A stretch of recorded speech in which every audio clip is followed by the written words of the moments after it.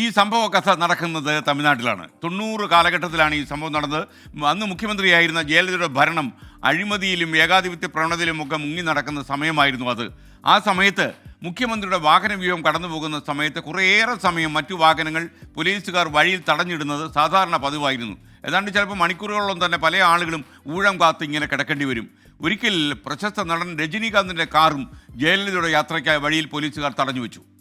മുഖ്യമന്ത്രിയുടെ കാർ ഇവിടെ എത്താൻ ഇനി എത്ര സമയമെടുക്കുമെന്ന് രജനീകാന്ത് പോലീസുകാരനോട് ചോദിച്ചു. ഒരു അരമണിക്കൂറിലധികം സമയമെടുക്കുമെന്ന വിനയാന്വിതനായി പോലീസുകാരൻ രജനീകാന്തിനോട് മറുപടി കൊടുത്തു. അത്രയും സമയമെടുക്കുമെങ്കിൽ പിടിച്ചിട്ട വാഹനങ്ങൾ പോകാൻ നിങ്ങൾക്ക് അനുവദിച്ചുകൂടെ എന്ന് വളരെ വിനയാന്വിതനായി രജനീകാന്ത് തിരിച്ചു ചോദിച്ചു. അതൊന്നും നടക്കാൻ പോകുന്ന കാര്യമല്ല എന്ന് പോലീസുകാരൻ പറഞ്ഞു. കാര്യം അമ്മയുടെ കാറ് പോയിട്ടേ അടുത്ത കാര്യമുള്ളൂ എന്നായി പോലീസുകാരൻ. രജനീകാന്ത് നോക്കിയപ്പോൾ മറ്റു വഴികളൊന്നുമില്ല. ഇനി അരമണിക്കൂറിലധികം അവിടെ കിടക്കണം. അദ്ദേഹം പതുക്കെ കാറിൽ നിന്ന് പുറത്തേക്ക് ഇറങ്ങി. എന്നിട്ട് അടുത്ത കടയിലേക്ക് കയറി ചെന്നു.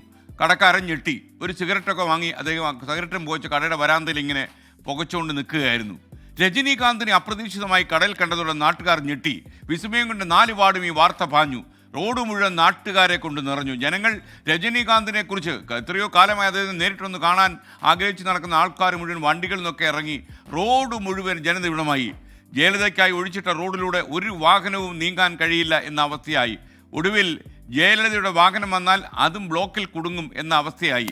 രജനി ഏത് സമയം ജയലളിതയുടെ കാറ് കടന്നു വരും. അവസാനം പോലീസുകാർ ചെയ്തെന്താണെന്ന് അറിയാമോ?